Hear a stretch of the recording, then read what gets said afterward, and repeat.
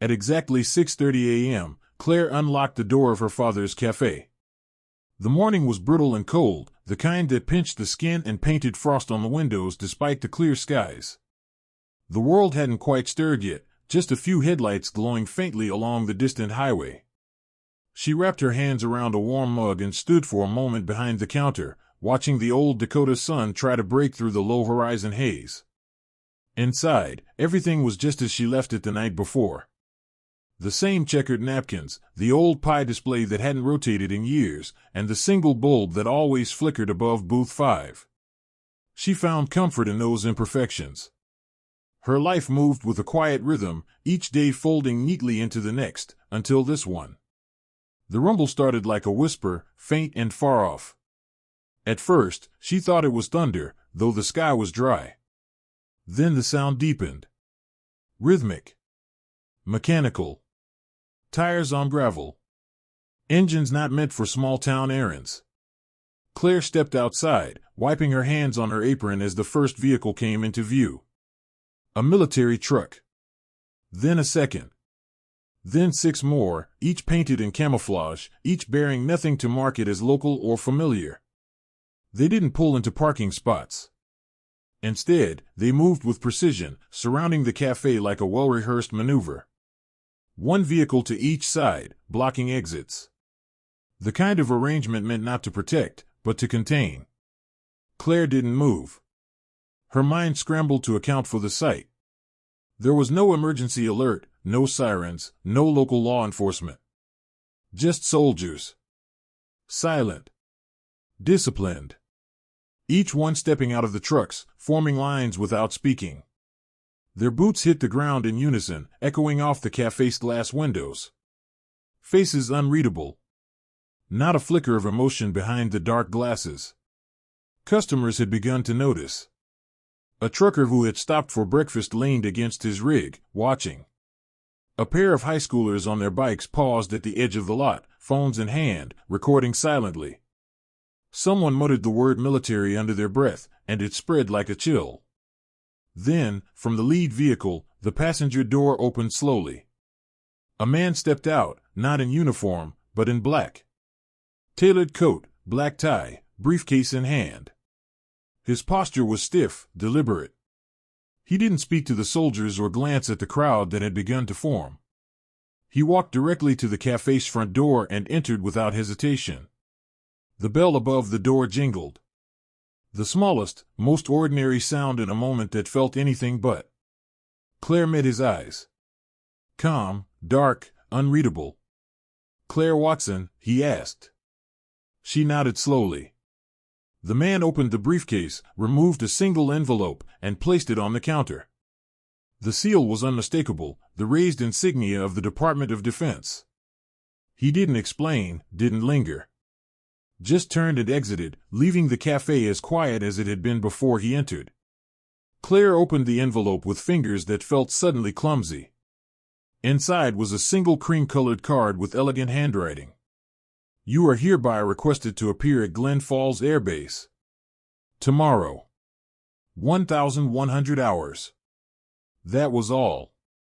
No explanation. No instructions. No contact number.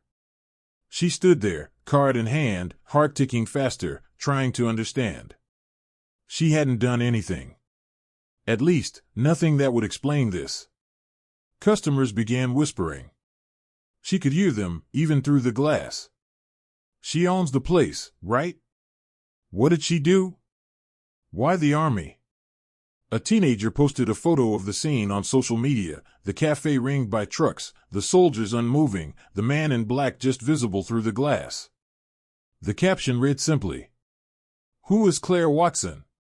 And why is the military looking for a cafe owner?"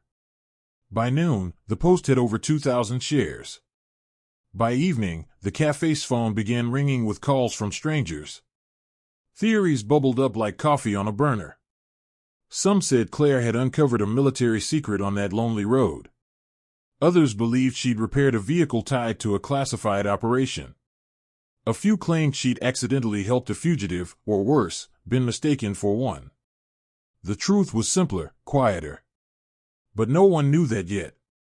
Claire sat in the back of the cafe after closing, the summons lying on the table beside her, untouched coffee going cold.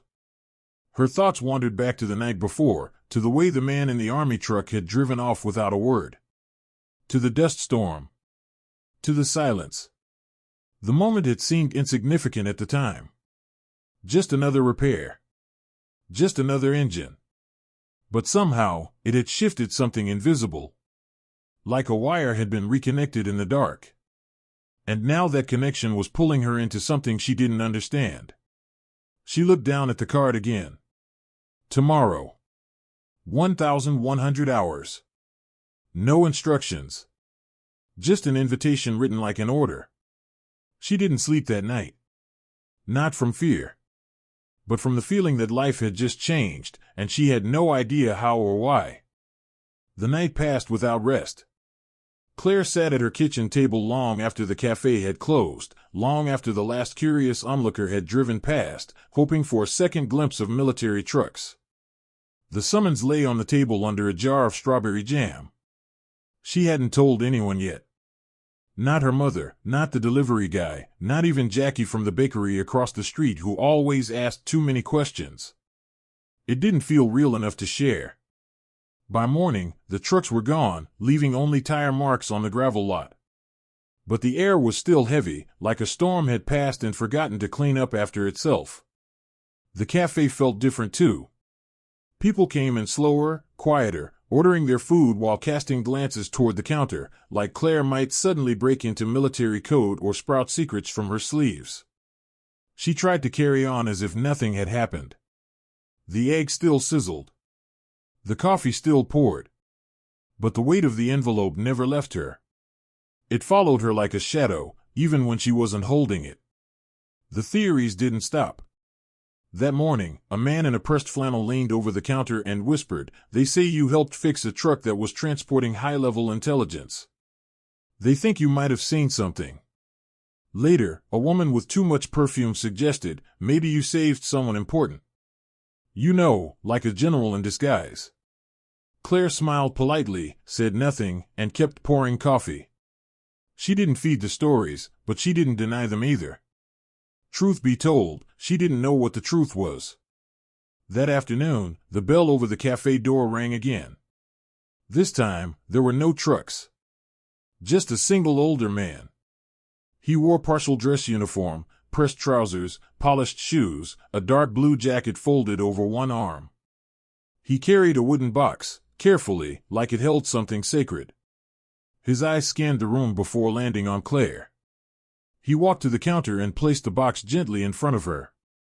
"This is for you," he said, his voice dry but steady. "You'll understand more soon." She opened the box with care. Inside was a small, brass key. Next to it, a faded military dog tag, worn smooth from time and touch, but still legible. Dakota V8 Recon, 1974. Project, Memory. Underneath, tucked into the velvet lining, was a folded card. The handwriting was neat but weathered. Some things break down not to be discarded, but to be remembered. Thank you for seeing what others didn't. There was no signature. Just those words, carefully penned. Claire stared at the contents, her hand still. She didn't know the meaning of the project name or the significance of the vehicle model. But a strange unease settled over her.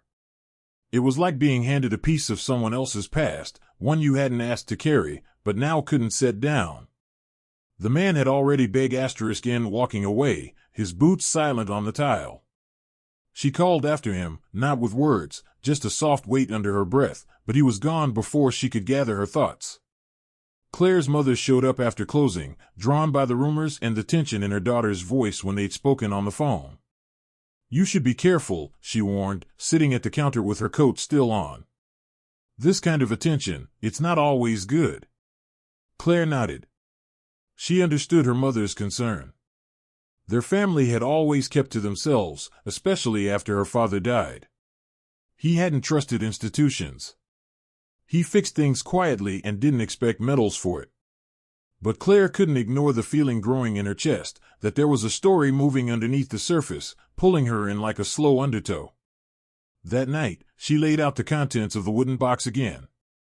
The key, the dog tag, the card. Symbols that didn't belong to her, yet somehow felt an asterisk mately connected to the roadside repairs she had done days before. She remembered the man in the army truck. How tired he looked. How he hadn't said a word. How he'd driven away into the dust without even asking her name.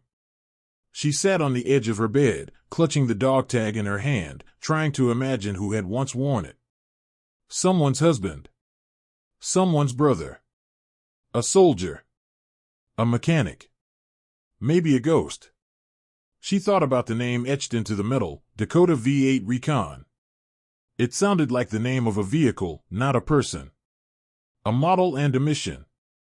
But the word memory struck her the most. It lingered in her mind, whispering something she couldn't quite hear.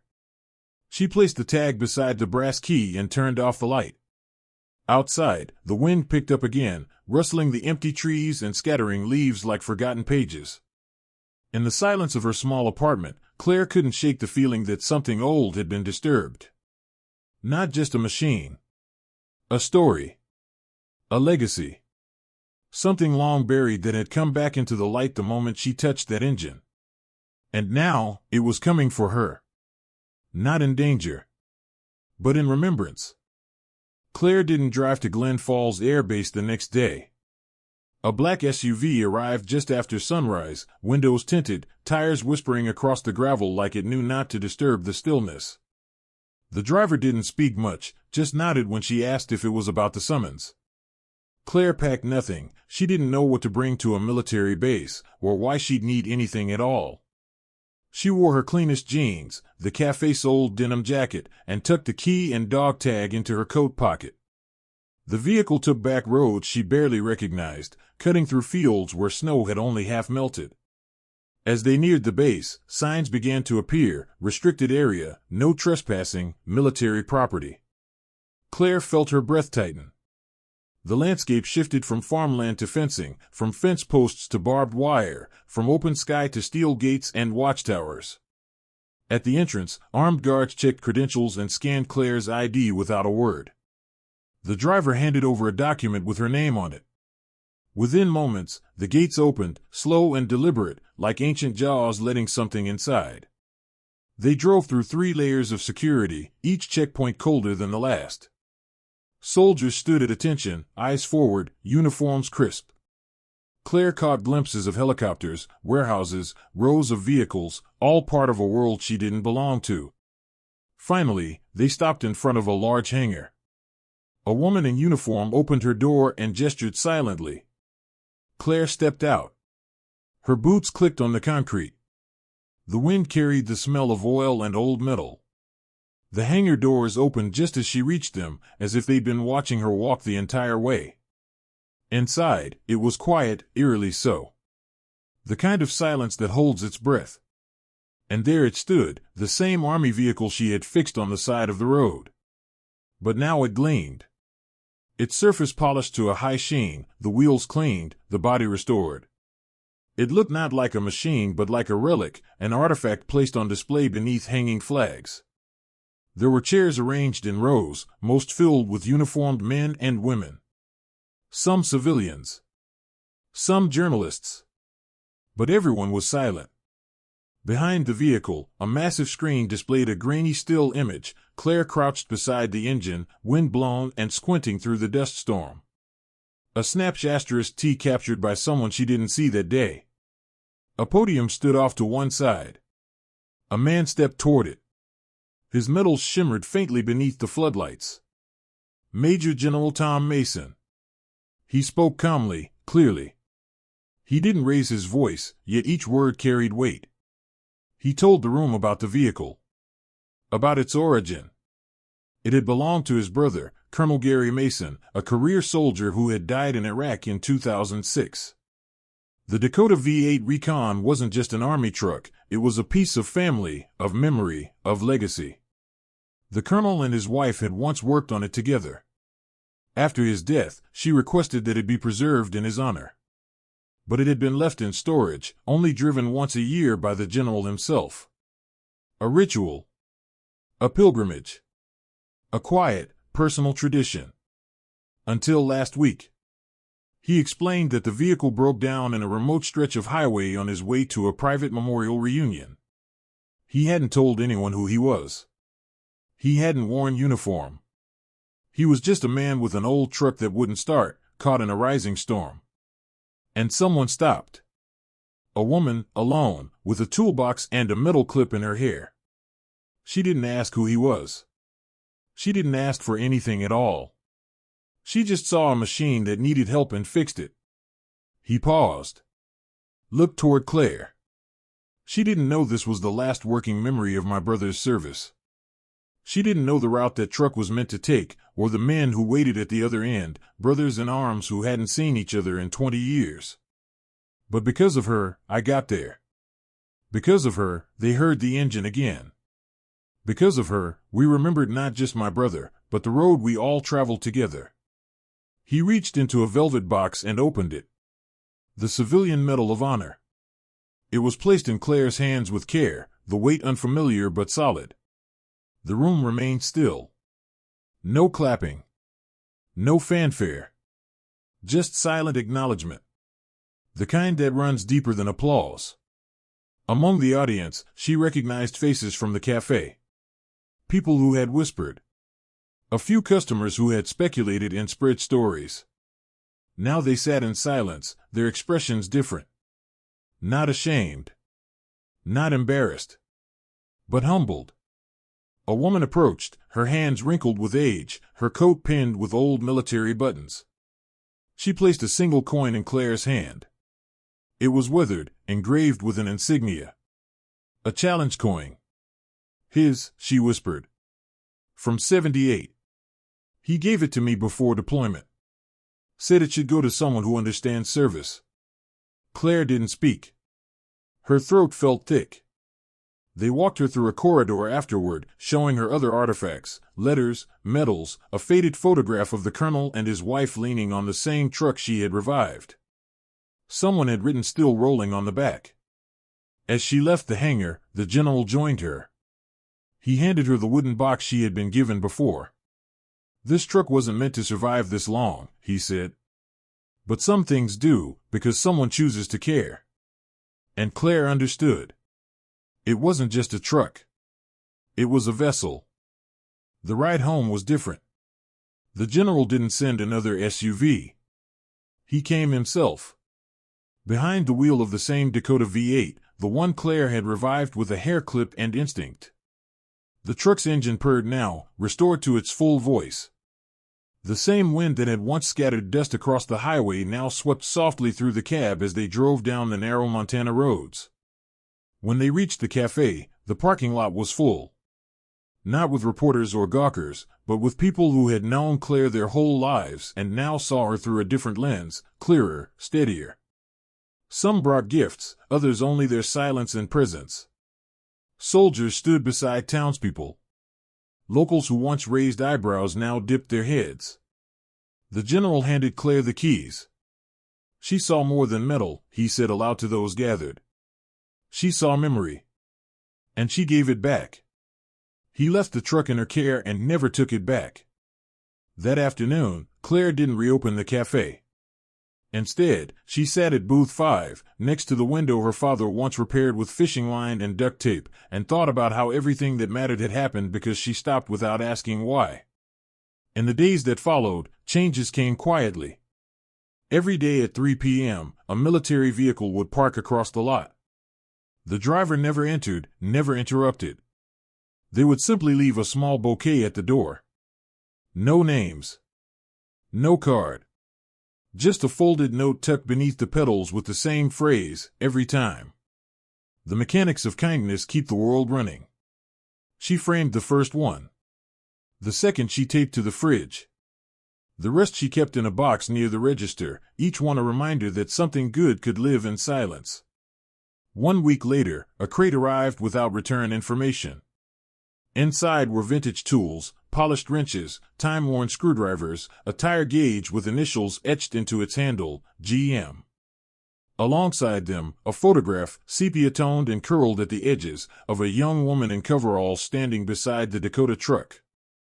Her stance, proud but gentle. Her smile, familiar. Colonel Mason's wife. A woman who, like Claire, once fixed more than just engines. Claire didn't cry. But she sat for a long time with that photograph in her hands, letting the quiet wrap around her like a blanket. She made a decision that night. By spring, the cafe's parking lot had changed. On Saturdays and Sundays, rows of orange cones appeared beside the picnic tables. Claire started teaching auto basics for free, how to check oil, change tires, spot a cracked belt before it snapped.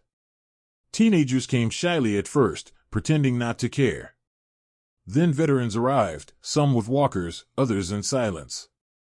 Some brought their own tools, others just memories. Sometimes, the general visited. He'd watch from a chair in the shade and share a story when asked. About the colonel. About the truck. About the miles they had traveled. But mostly he let Claire teach. The cafe's menu didn't change much, but its walls did. Near the entrance, she placed a photograph of the Dakota under an American flag. Beside it, her civilian Medal of Honor. Underneath, a simple plaque. Sometimes the smallest repairs make the biggest difference. The town's opinion shifted in ways small and permanent. Those who once whispered now spoke with pride. Travelers stopped more often. Veterans left notes tucked in the tip jar. The mayor proclaimed the cafe an honorary landmark. And one rainy Tuesday, a new license plate arrived in the mail.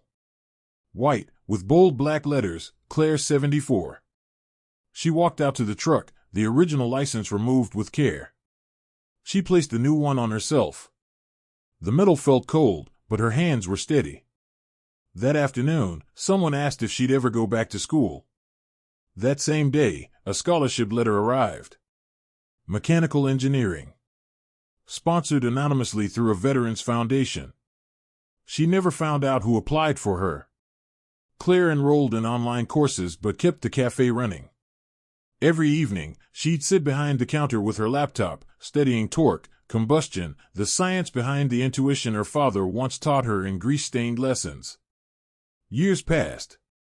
But on the anniversary of the storm, the day the Dakota broke down and history found a way back to itself, the general returned. He stood beside her under the Montana sky. The truck behind them. She expected a handshake or words. Instead, he pointed toward the sky where a flyover passed, a formation of jets drawing ribbons of vapor through the clouds. She would have liked this, he said finally, nodding toward the truck. She said machines are just stories with engines. Claire didn't speak. She didn't need to. Because the world had already answered her act of kindness. She went back to work, wiping the counter, flipping the sign, checking the spark plugs on an old Chevy someone had driven in with a rattling engine. Life went on, one repair at a time. No one asks anymore who Claire Watson is. They just know what she did. And in a small cafe on the edge of Beaver Creek, Montana, the smell of coffee mixes with the scent of warm oil. A woman kneels beside an open hood, teaching a teenager where to find the fuel filter. And the old Dakota V8 still waits outside. A symbol of something small. Something quiet. But unshakably good. Because sometimes, the road doesn't reward you with answers. Just with the chance to keep someone else going. And that's enough.